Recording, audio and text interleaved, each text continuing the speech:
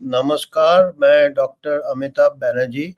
मैं एक महामारी विशेषज्ञ हूँ। मैं आर्म फोर्सेस में नौकरी किया, आप लोगों को मालूम है, 27 साल। और अभी मैं यूएचओ का चेयरपर्सन हूँ, एक प्रोफेसर एमेरिटस हूँ एक कॉलेज में, और क्यूवाई हमारे मीडिया पार्टनर है।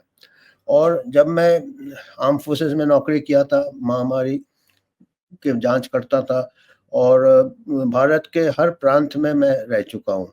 और मैं को मालूम है कि कौन सा बीमारी कहाँ पे होता है, कौन सा रिस्क कहाँ पे होता है। और अलग-अलग हमारा जो देश है बहुत बड़ा देश है, और अलग-अलग प्रांत है, अलग-अलग ये है, और बीमारी भी अलग-अलग जगह अलग-अलग तरीके से फैलता है। तो अभी मैं कुछ दिन पहले 2 दिन पहले मैंने न्यूज़ आइटम पढ़ा, मार्च का महीना चल रहा है। 1 मार्च से एक टीकाकरण चालू हुआ है जापानीज़ एन्सेफेलाइटिस का। Japanese encephalitis vaccination drive 1 lakh बच्चे को टीका लगा दिया है। 1 से 15 साल बच्चे को, स्कूल के बच्चे को टीका लगाया 1 लाख का। और इनका लक्ष्य क्या है? इनका लक्ष्य है 10 लाख बच्चे को टीकाकरण करने का। जो पूना ज़िले में, पूना शहर में, अर्बन पूना बोल रहे हैं। देखिए पीएमसी है, पूना म्युनिसिपल कॉर्पोरेशन, ये अर्बन पूना है। और पीसीएमसी में, पिंपरी चिंचवड म्युनिसिपल कॉर्पोरेशन, ये इंडस्ट्रियल एरिया है, फैक्ट्रीज है यहाँ पे। और पीएमसी है, अर्बन पूना है, जहाँ पे सड़कें हैं, बसेस है, लोग रहते हैं, आईटी पार्क है, वगैरह वगैरह। ये मैं क्यों कह रहा हूँ? क्योंकि जो टीका जिसको लगा रहे हैं, जापानीज एन्सेफेलाइटिस टीका है, उसके बारे में मैं थोड़ा सा आपको बताता हूँ, कैसे फैलता है, कैसे, क्या बीमारी क्या है, कहाँ कहाँ रिस्क रहता है।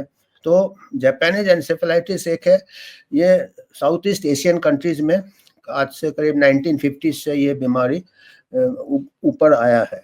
और ये कैसे फैलता है? मच्छरों से फैलता है, जिसको कहते हैं क्यूलेक्स ट्राइटिनियोरिंकस। और ये मच्छर कहाँ पर, ये देखिए ये साइकिल दिया हुआ है, ये मच्छर कहाँ पाए जाते हैं? ये मच्छर जो होते हैं, जो मच्छर ये जापानीज एन्सेफेलाइटिस फैलाते हैं, वायरस से होता है। ये मच्छर जहाँ पे आपका राइस, चावल, चावल का उद्योग जहाँ होता है, कल्टीवेशन, चावल को जहाँ उगाते हैं, राइस फील्ड्स में पानी बहुत लगता है, आपको मालूम है, पानी बहुत लगता है। और उस पानी में ये मच्छर पलते हैं, जो कि स्पेसिफिक है जापानीज एन्सेफेलाइटिस के। और ये क्योंकि ये जहाँ जहाँ राइस फील्ड्स है, ये गांव में ही होते हैं। कोई पूना शहर में तो कोई चावल नहीं उगा रहा है, ना ही पिंपरी चिंचवड में कोई चावल उगा रहा है, वहाँ इंडस्ट्रियल एरिया है, आईटी पार्क है।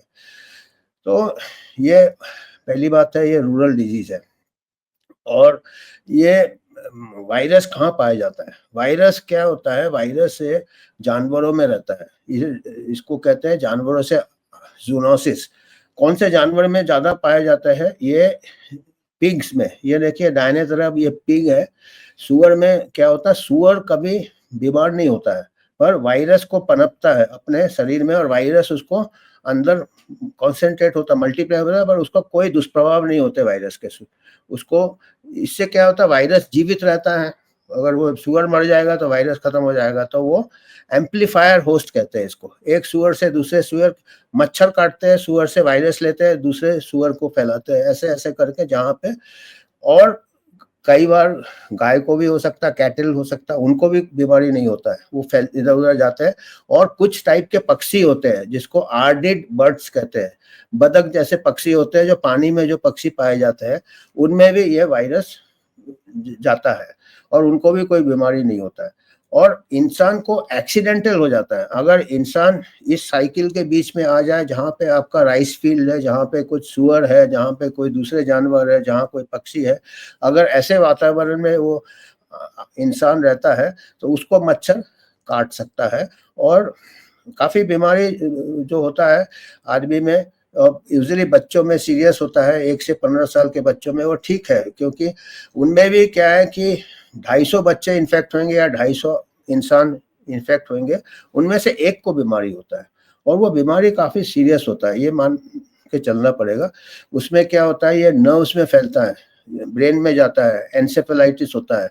और एन्सेफेलाइटिस मस्तिष्क में जाता है, और इसका डेथ रेट काफ़ी है अगर बीमारी हो जाए तो।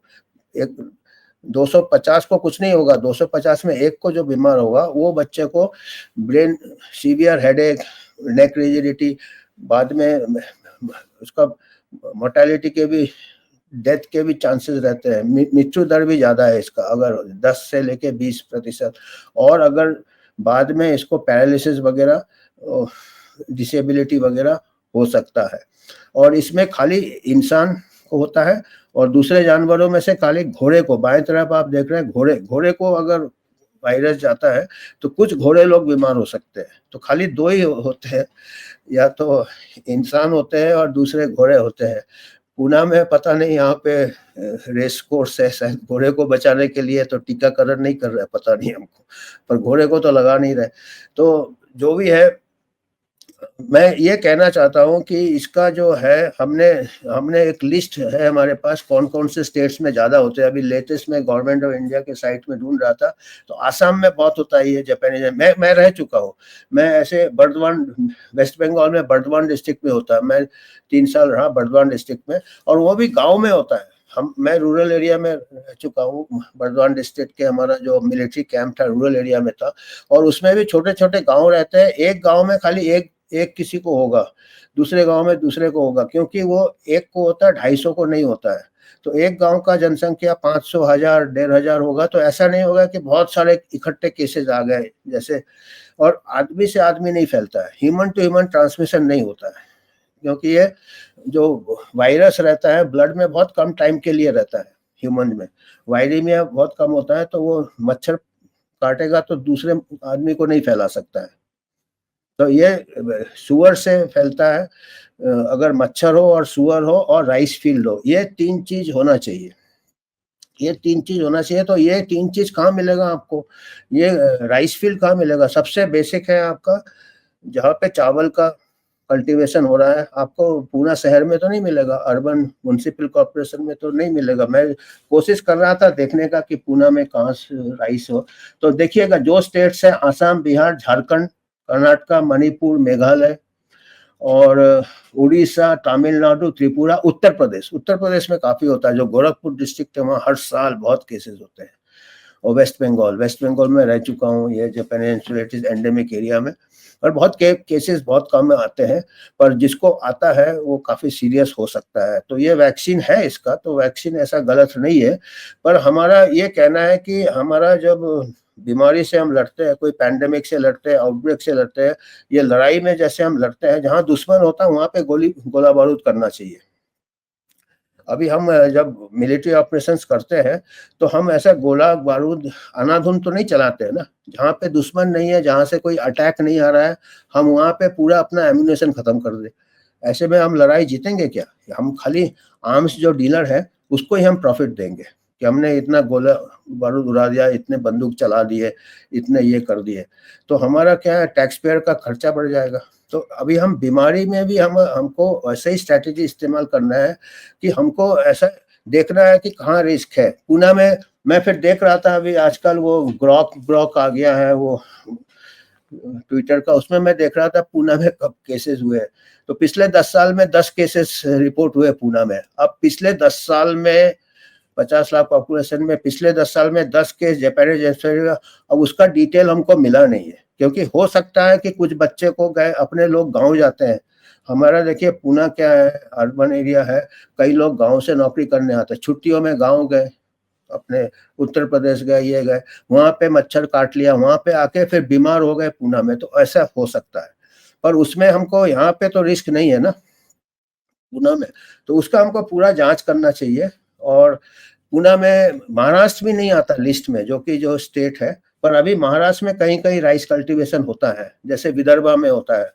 तो विदर्भा में होता है और नागपुर में होता है, कई जगह होता है। इसके लिए आपको एग्रीकल्चरल नॉलेज भी होना ज़रूरी है। तो हमारा हेल्थ डिपार्टमेंट इन आइसोलेशन नहीं काम कर सकता है, हमको एग्रीकल्चर के साथ, और दूसरा है हमारे पास साइंटिफिक स्टडीज़ करना चाहिए।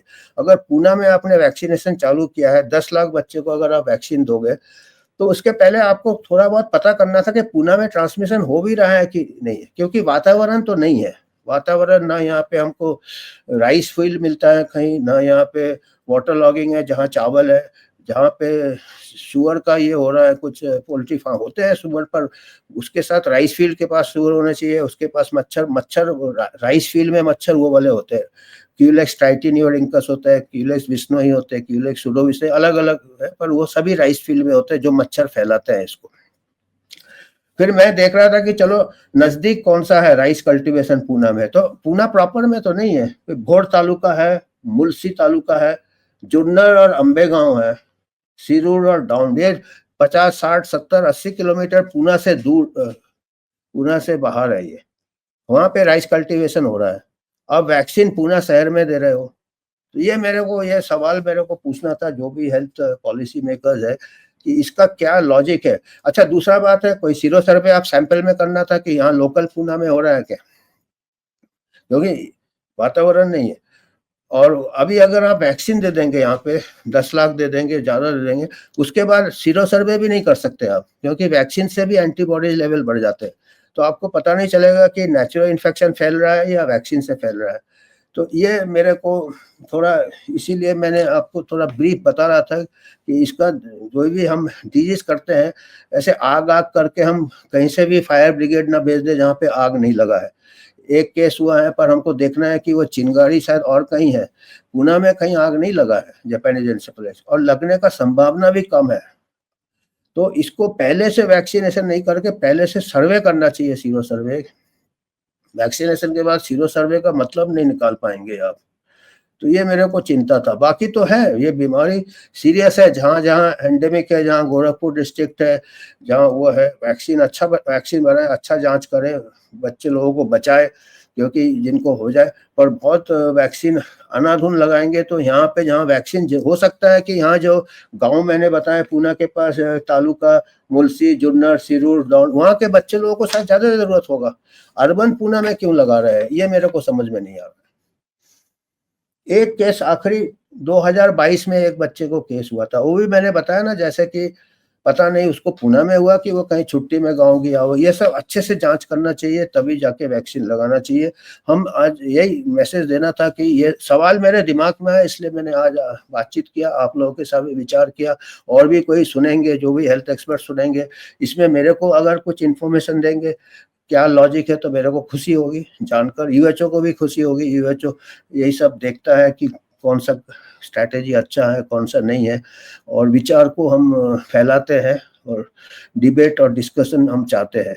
और हम जैसे आपको मालूम है हमारा एक ये एनजीओ है जो कि रिसर्च करके आप लोगों तक पहुंचाता है, हमारा कोई फार्मा का कोई स्पॉन्सरशिप नहीं है, ना ही हम कोई पॉलिटिकल पार्टी का है, तो क्राउड से लोगों के योगदान से ही हम अपना थोड़ा भी जो फंड होगा उससे हम और थोड़ा रिसर्च करके आप लोगों तक लाएंगे।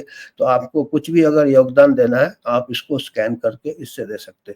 तो आज यही मैसेज देना था, धन्यवाद।